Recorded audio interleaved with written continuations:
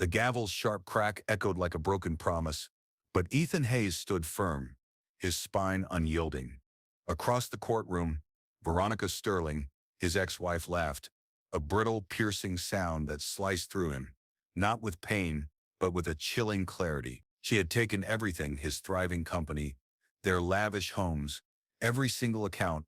All that remained was the decrepit mansion on Milstone Hill, a place she'd always scorned. Let him keep that dump, she'd sneered, a smirk playing on her lips, utterly convinced she had shattered him. Oh, how wrong she was! What Veronica, and indeed the entire world, didn't realize was that years prior, Ethan had meticulously transformed that seemingly worthless estate into his impenetrable sanctuary, a fortress brimming with untraceable cash, gleaming gold bars and exquisite jewels, assets no court could ever touch.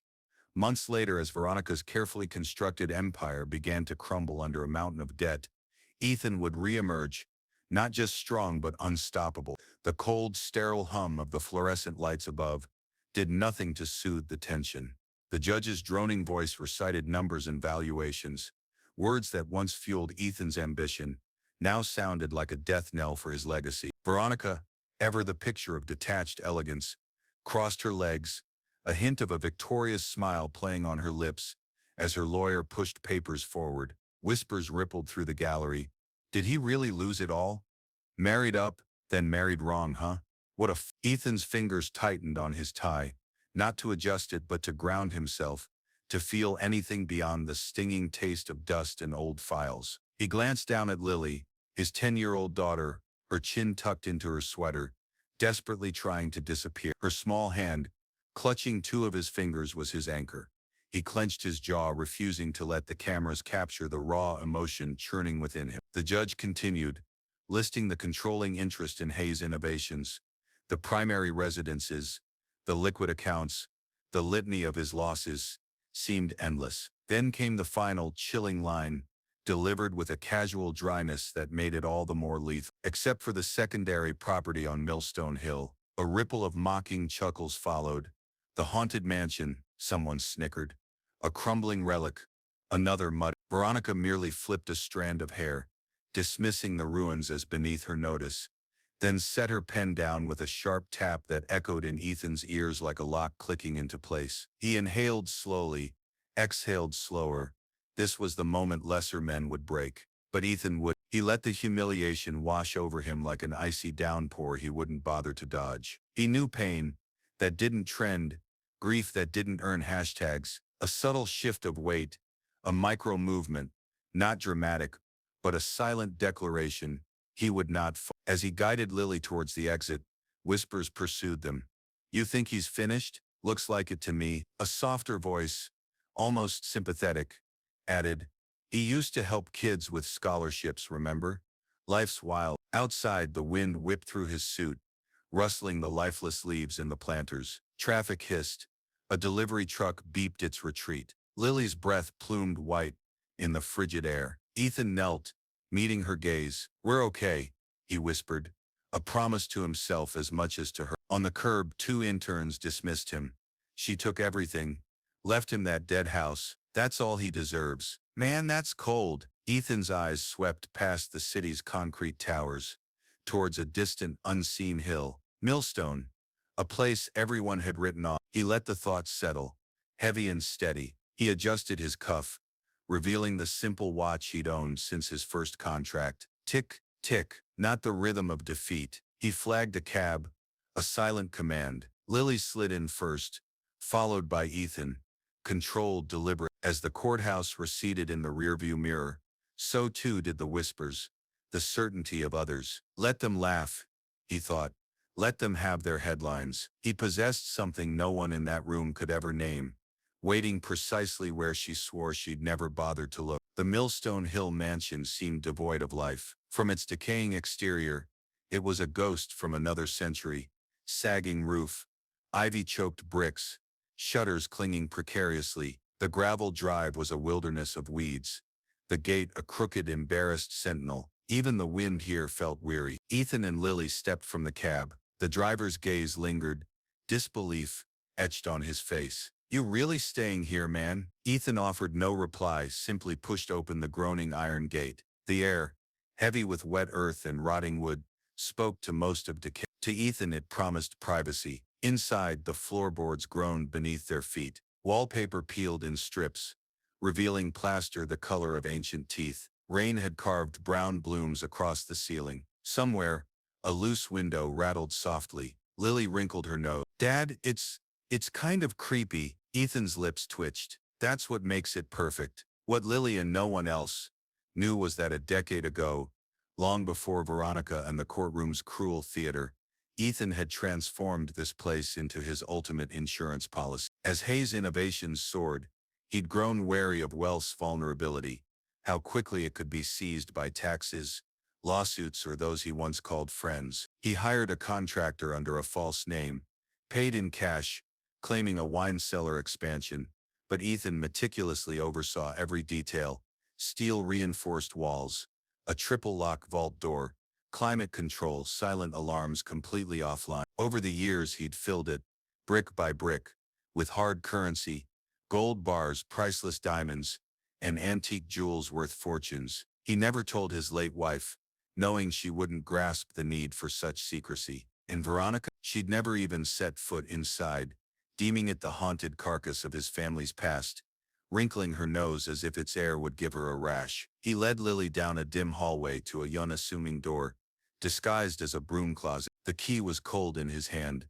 As the lock clicked, slow and deliberate, the air immediately shifted, a faint metallic chill, like the breath of something ancient. The door swung inward, revealing a steep staircase swallowed by shadow. Dust motes danced in the lone bulb's beam. Ethan descended, his polished shoes leaving faint prints. Lily followed, her sneakers a soft squeak. At the bottom, another door awaited, plain, wooden, harmless. Ethan knelt, brushed dust from the floor, and pressed his palm to a specific knot in the wood. With a quiet mechanical sigh, a panel slid aside, revealing the magnificent vault door. Its steel was flawless, untouched by time. He spun the wheel lock, each turn a deliberate act of defiance. The air inside was cool, carrying a faint scent of cedar and immense wealth. Gold bars gleamed like stacked sunlight, cash bundles lay neatly wrapped, and velvet boxes lined up like soldiers,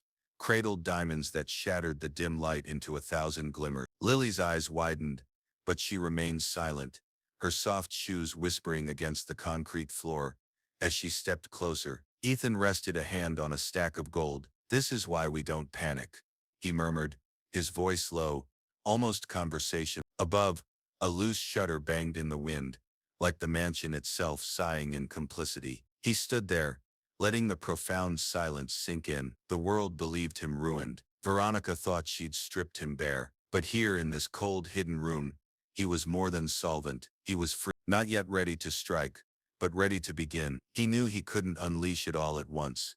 Empires are built quietly, like threading wire through the dark. For the first 2 weeks, the mansion remained a picture of desolation. The banging shutter, the clawing weeds, all carefully maintained to deter prying eyes. But each morning, after walking Lily to school, Ethan would return, head down, hands in his pocket. He'd slip inside, descend to the vault, and withdraw just enough, an envelope of cash, a single velvet box, to fuel his next move without drawing attention. His first call was to Raphael, an old friend who ran a discreet pawn and precious metals exchange by the docks, a place built on trust, not receipts. Raphael's eyes nearly popped when the first diamond hit the table. "Man, you've been holding out on me." Ethan simply offered a faint smile. "I've been patient." While Veronica paraded through glamorous galas in new gowns, Ethan was meticulously buying back influence, making small surgical strikes. An overlooked logistics company, a sliver of stock in an energy firm, whose CEO owed him a significant favor. A nascent tech startup, poised for a future explosion. Meanwhile, whispers about Veronica began to spread through exclusive coffee shops and power lunches. "She's completely out of her depth running Hayes Innovations now," they'd cluck. "Doesn't know a ledger from a lunch menu. Just give it time. The sharks will smell blood." Even Lily overheard it. One afternoon at the corner store, 2 women by the frozen section spoke in hushed, knowing tones. That Veronica took everything from her husband, didn't she? Yeah. And now she's about to lose it all herself. Karma's a patient lady. Lily looked up at her father as they left, a shy grin tugging at her mouth. Ethan merely raised an eyebrow. People talk, he said. We let them. At the mansion, internal changes began. Not the exterior. Not yet. Ethan meticulously restored the old study, replaced warped wood, sealed the windows. A dusty drawing room transformed into a sleek office, with a mahogany desk and leather chairs. The vault became an extension of this new command center, a treasury feeding a vision only he could comprehend. Each night, he'd stand by the cracked second-story window, watching distant headlights, savoring the slow, delicious weight of his preparation. By the third month, the vault was perhaps 2% lighter, but the investments it had fueled were already taking root. Calls from overseas partners came at odd hours. Accounts, untouchable by Veronica, began to swell with ventures she couldn't even fathom. Then one morning, as Ethan reviewed contracts in his renovated study, his phone buzzed. A message from Raphael. She's in trouble. Your ex, real trouble. Ethan leaned back, fingers steepled, the leather chair sighing beneath him. It wasn't time for a smile. Not yet, but it was close. By month 4, Veronica's glossy social media posts dwindled. No more champagne flutes against city skylines. No more red carpet grins. Instead, grainy photos from dimly lit restaurants appeared, captions straining for relevance, and a glaring absence of her former elite entourage. The gossip in the business district sharpened. Hayes Innovations missed another quarterly filing. Vendors aren't getting paid. She's mortgaging properties now. A desperate move. Ethan heard it all without asking. People love delivering bad news about someone who'd wronged you, like feeding bread to ducks. But he didn't gloat.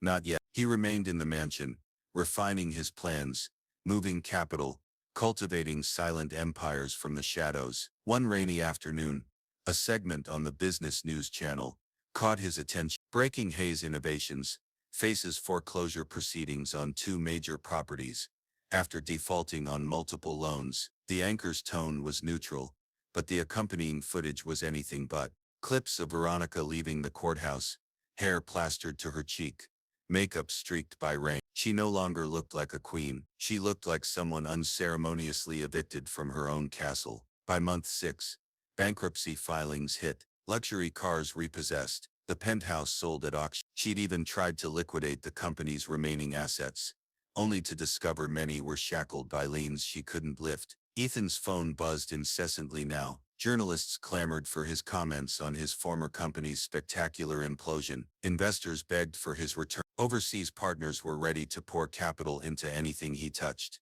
That was his cue. His comeback wasn't a roar. It was a carefully orchestrated symphony. Invitations for a launch event at the city's most iconic skyscraper went out. The press release announced Hayes Global Investments, a firm dedicated to high-value, high-integrity ventures. It was a statement that thundered, "I'm back, and this time, no one is taking my crown." On the launch day, the lobby thrummed with reporters, cameras, and industry heavyweights. Ethan stepped onto the stage in a perfectly tailored charcoal suit, his tie knotted with precision. Beside him, Lily, beaming in a simple yet elegant dress, stood proudly. He didn't utter Veronica's name. He didn't have to. Success, he told the captivated crowd, isn't about what people give you or take from you. It's about what you're prepared to protect, even when the world believes you've lost. Applause erupted. Cameras flashed like 1,000 fireworks. For a brief, exquisite moment, Ethan allowed himself to breathe it all in. The vindication, the freedom, the clean slate. Somewhere across town, in a cramped apartment she could barely afford, Veronica scrolled through her newsfeed. The headline beneath Ethan's triumphant photo read, "From ruins to riches. Ethan Hayes returns stronger than ever." The coffee in her mug had long gone cold. The laugh she once used to humiliate him was gone too, replaced by a profound, echoing silence. And on Milstone Hill, the mansion still stood, its shutters fixed, its gates straightened, its secrets inviolable, because Ethan understood. You never show the world all your cards. You simply let them believe they've won, until the day they realize they were playing the wrong game all along.